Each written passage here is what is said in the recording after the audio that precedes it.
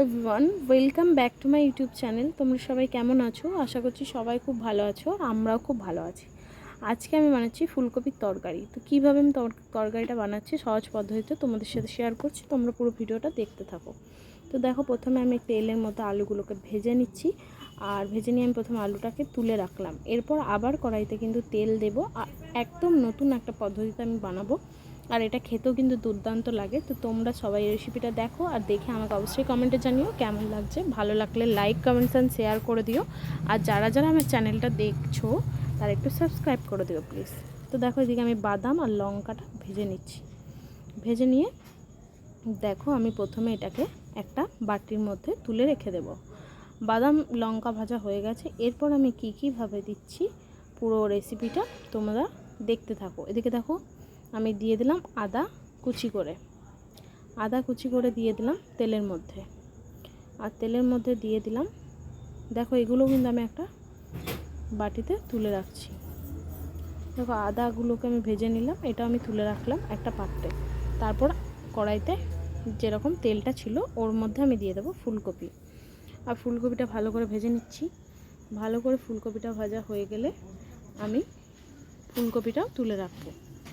তুলে রাখার পরে আমি আবার কড়াইটা গরম করতে দেব। গরম করতে দিয়ে এবার দিয়ে দেব তেল। আর তেলের মধ্যে আমি কি দিচ্ছি তোমরা পুরো ভিডিওটা দেখতে থাকো। দেখো, তেলে প্রথমে আমি 5 ফোড়ন দিয়ে দিলাম, তেজপাতা আর শুকনো লঙ্কা দিয়ে দিলাম। এগুলো ভালো করে ভেজে নিতে হচ্ছে।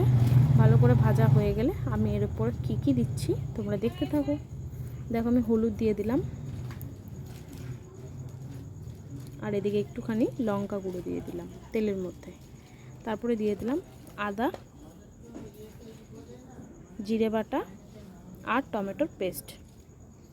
তারপর আমি পরিমাণ মতো নুন দিয়ে দেবো। তোমরা তোমাদের পরিমাণ মতো নুনটা দিয়ে দেবে, যে যেরকম ঝাল খাও সেই মতো ঝাল দিয়ে দেবে। আর এদিকে একটু জিরে গুঁড়ো দিয়ে দিলাম, আর একটু ধনে গুঁড়ো দিয়ে মশলাটাকে ভালো করে ভাজা করে নিচ্ছি।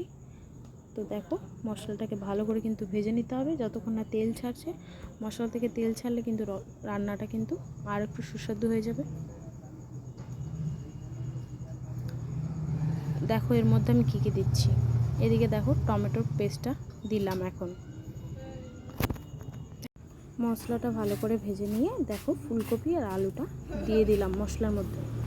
এইভাবে ফুলকপিটা, তো দেখো মশলাটা ভাজা হয়ে গেছে। আর এর মধ্যে আমি দিয়ে দেবো জলটা দিয়ে আমাকে ঢাকা দিয়ে দিতে হবে সেদ্ধ হওয়ার জন্য। আর সেদ্ধ হয়ে গেলে তৈরি ফুলকপি আলু রসা। তো তোমরা পুরো ভিডিওটা দেখো স্কিপ না করে, আর আমাকে অবশ্যই জানিও যে ভিডিওটা কেমন লাগছে। ভালো লাগলে ঝটপট এই রেসিপিটা তোমরাও বাড়িতে বানিয়ে খেও, আর আমাকে কমেন্টে জানিও রেসিপিটা কেমন হয়েছে।